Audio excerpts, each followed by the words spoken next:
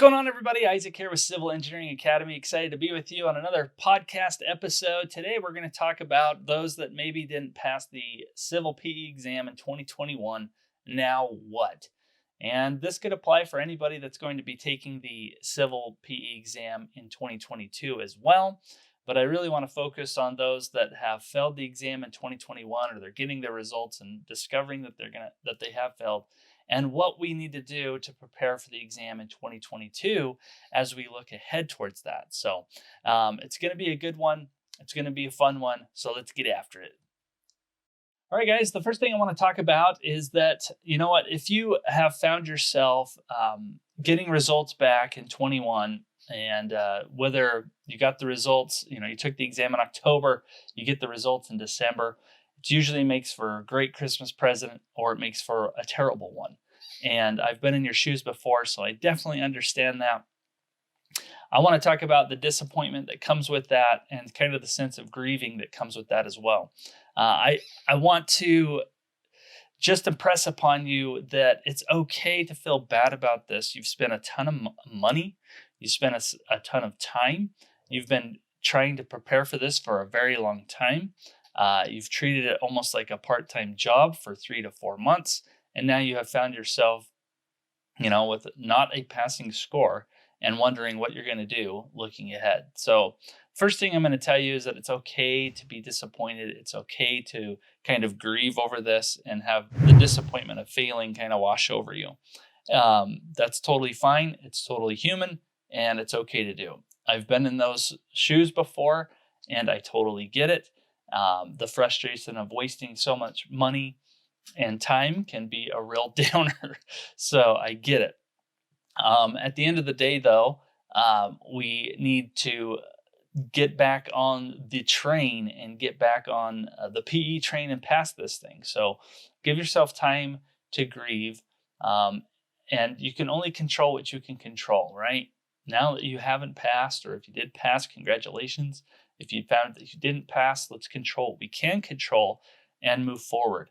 And that's really life, right? We can control what we can control, and that's how we take it. So keep your head up. I'll be here to help you if you need support. I love hearing people's stories. If you have found yourself struggling, or if you have found yourself winning, let me know how those things go for you. Shoot me an email, isaac@civilengineeringacademy.com. I love hearing those stories. Or if you're adventurous, you can leave comments in the video and let us know your experience with taking the exam as well. But give yourself time to grieve and then get back on it. When I first took the exam, I didn't feel like I was very well prepared, and that was a mistake that I made. And I talk about those tips in other videos that I've made. But you got to get back on the horse, and you got to do it again. So that's the whole point of that. But give yourself time to grieve. Give yourself time to feel disappointed and discouraged, and then pick yourself up and get registered for the exam again, because you are not a bad engineer for failing. So keep that in mind. A lot of people think that, but you are definitely not a bad engineer for failing. You've learned a ton of things as you go through this experience. You've learned how they're testing you. The problems that they throw at you. The look and feel and flavor of all that they are giving you. So just keep that in mind as you're going through this process. So the other thing I thought about is you're going to have some pains as you register for the next exam. And, it's going to cost money again. It's going to be more time in preparing for the exam again. And I totally get it. So let's get over that. Let's get back on the train. And now let's talk about how do we properly prepare for this, because preparing for a paper-based exam, it was different than it is for preparing for a computer-based exam as it switches to 2022, because that's where we're headed, right? So as it goes to 2022, there are 3 things that I think you really need to understand. The first, and understand them really well. The first one is that you need to understand the exam format. Understand how the exam will be administered to you with all of its little nuances. So understand that you're going to have about 40 questions in the morning, still 40 questions in the afternoon. Understand that you still have breadth and depth type questions. Understand that they can give you those at any time, which kind of sucks, but that's the reality of this exam going computer-based. And so prepare for that. And we'll talk about in a little bit how you take those problems as they come, but understand the new format of the exam with all of its nuances, including the breaks, what you can take with you, which isn't very much, and all of that fun stuff.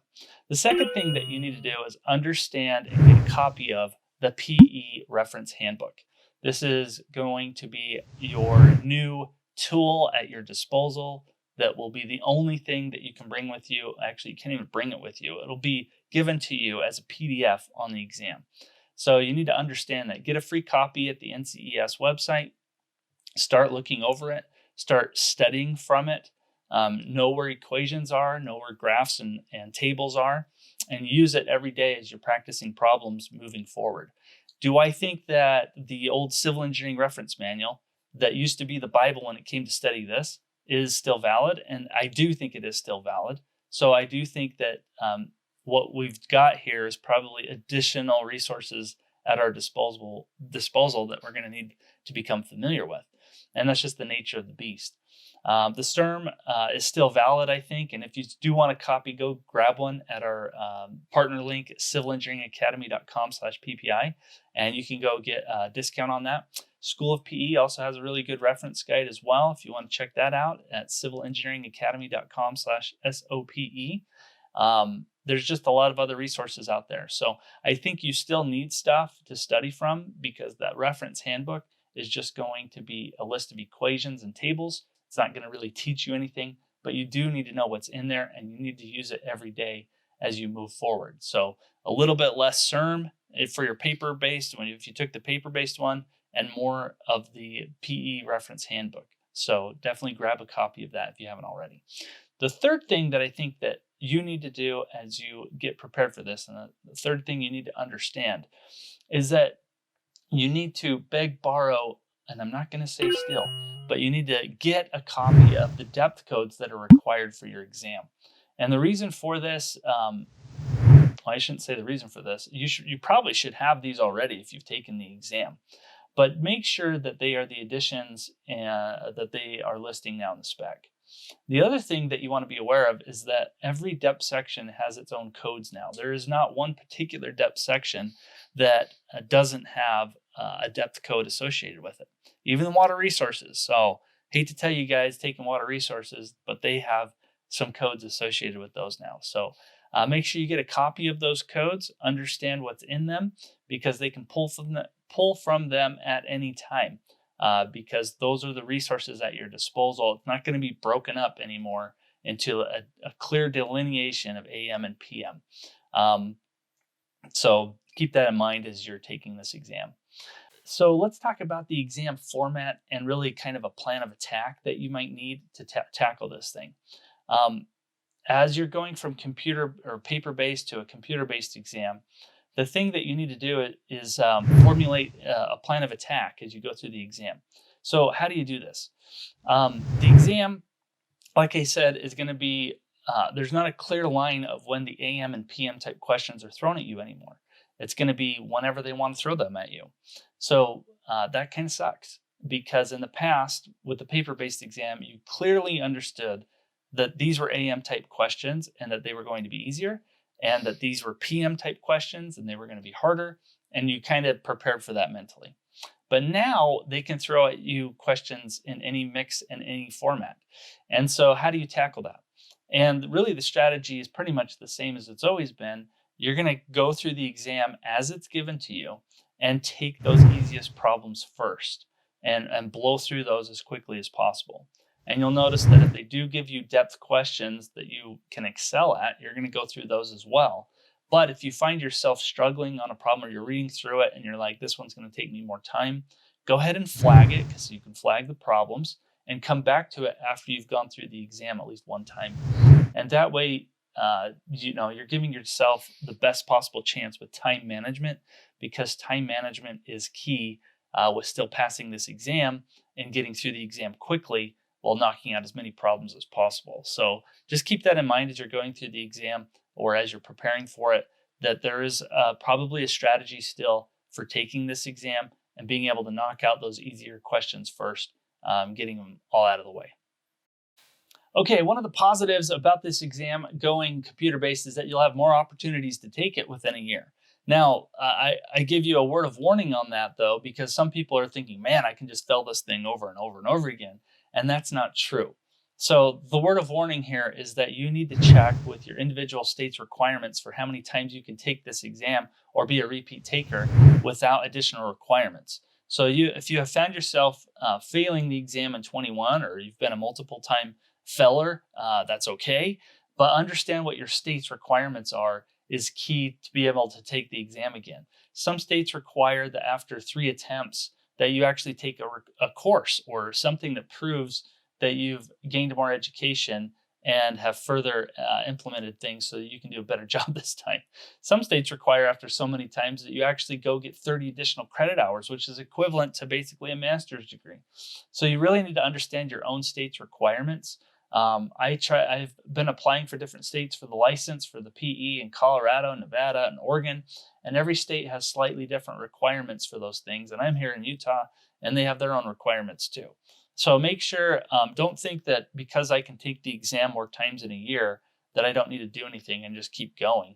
I mean, unless state law changes, really you need to dive into your Division of Professional Licensing's DOPL and understand how many times you can take the exam before additional requirements or things that they require get piled on for you to do. So just keep that in mind as you're going through this. You can take the exam once a quarter, and you can take it up to 3 times in a 12-month period, which is really nice. Okay, really nice. Okay, one of the things I keep hearing as you are preparing for this exam in 2022 is the reference handbook doesn't have a lot of material in there. Like, it is a big book, but if you start looking at individual depth sections, you're going to be like, what the heck, man? Like the SERM was like, this thick and, 4 inches thick, and the reference handbook isn't as thick. And if you start looking at individual sections, maybe it's construction, maybe it's water resources, you're thinking not all the material is here that I'm going to need to know, because the old reference handbook covers a ton of material, and now the handbook doesn't cover as much. And I think they've left things out. And while that might be true, because this is a first-time edition of the book, and they will probably update it, they definitely will update it. But you're going to see that there's probably some areas that you may be left questioning whether they could throw on the exam, and whether the handbook is providing you with all of the material that you need to ace this exam. My thoughts on that is that they will probably stick to the most part with what's in there, but they can ask things outside of that. So what are they going to do? I think people are always surprised by how many theory questions are on the PE exam. Computer-based was always like 10 to 12 questions in the morning and the same amount for the afternoon. I'm willing to bet with the new computer-based exam, you either get the same amount or more to really test your engineering knowledge on those subjects. Do those things have to be in the reference handbook? Not really. Like, you're just going to need to know and brush up on engineering topics related to your depth section, and they can ask questions around those things. So just keep that in mind. I just think they're going to ask a lot more theory questions than we think they are as you prepare for this. And new versions of this book will come out. So stick with what's in the book, understand that well, and let's start there. Understanding that it is helpful to still understand everything that is tied to the specifications. So understand, if you're finding topics that aren't really in the handbook, but are in the specifications, lean towards what's being asked in the specifications, okay? And if that requires going to the School of PE and getting their reference book, something like this, boom. Or if you're getting the SERM, which is something like this, bam, okay? Make sure you understand that you want to follow the specifications. And ideally, they've covered all of that in the handbook, and I'm sure that they will be editing, wow, say that 5 times fast, editing and revamping and updating and putting errata out for the handbook, as it's a first-time edition. So you're just going to get that kind of stuff, okay? Just keep that in mind. All right, so keep that head up. Get back on the PE train. Keep it chugging. Keep it moving forward. You are not a failure for failing, okay? Hashtag. not a failure for failing. You're going to do this. You can do this. I promise you can. Learn the hoops, learn what to get through, learn how to prepare a little bit differently, control what you can control because you can't control the other stuff, and let's keep it moving forward. Now, having said that, there probably are some things that you're going to enjoy about this exam going CBT. There's some things I think are pretty exciting. And I'm an old school paper-based guy. Back when they used to give you the exam, all of the exams in one shot, you can go through and pick the exam you wanted right then and there if you wanted to. So there are some positives with this going computer-based, and I definitely want to share some of those with you. So the first thing I think is pretty positive is that you're not going to a massive conference center anymore. So gone are the days of going to this massive conference center with hundreds of people attending, all nervous, all bringing, all kinds of stuff. Like, that's all gone. You're going to a Pearson VUE testing center. It's you, it's a cubicle, and that's it. Like, there might be other people in the room, but they might not even be taking the same exam. So that's pretty cool. I think that's positive. Second thing I think is kind of a positive is that you don't have, these proctors walking the floor ready to hunt you down for anything that you've done wrong in your life. And now there's still going to be someone there running the testing center, but definitely probably not at that same level for you sneezing the wrong way and ready to kick you out of the exam. So you definitely have to still play by the rules. There's still going to be some proctoring going on, but I just thought that was kind of funny. The third thing I think is that a real positive on this is that you don't have a suitcase full of books anymore. Now, some people say that's a negative, but when your studies are real focused on what they're giving you, that's kind of nice. So you're not going to have a suitcase full of books anymore. Everything's a PDF format that's searchable. So you punch in key terms, punch it out, find it, off you go. So I think that's actually really nice that you don't have to bring in a suitcase full of books and travel with that everywhere that you go. I think I had a backpack with wheels. So, some people bring the totes and all that stuff. All that goes away. Pretty nice. The fourth thing I think is really nice about this exam going computer-based is that your results come way faster. So I talked about this earlier. Instead of waiting 10 weeks for this, you're getting it in 10 days. And I just think that's a real positive and a real highlight because people want to know the results quickly so you can move on from the pain or figure out what you need to change. And dragging it out for 10 weeks was just excruciating, whether knowing, trying to figure out if you passed or failed. Now you can get those results way quicker. And I think it's going to be a much more positive experience for people taking the PE exam. The other thing I think is real positive, maybe a fifth positive here, is that there's more opportunities to take the exam, as I mentioned earlier. Instead of taking it once every 6 months, now you can take it once a quarter. And like I said, you need to find out what your state requires, but that's nice to know that if I failed, I can take it, in 2 months or something and take this thing again, and I can give it my best shot again. I don't have to wait 6 months to prepare for this while things are still fresh in my mind. I can get going on it and still prepare, and maybe even still prepare while I'm waiting for results until I can tackle it again. I think that's really nice.